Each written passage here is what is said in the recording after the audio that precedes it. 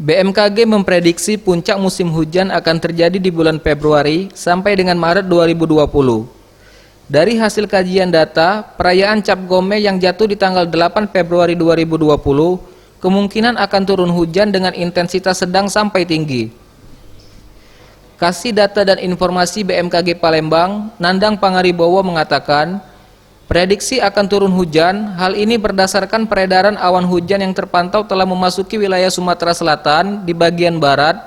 Salah satunya kota Palembang, intensitas hujan sedang sampai tinggi akan terjadi di waktu siang sampai malam hari.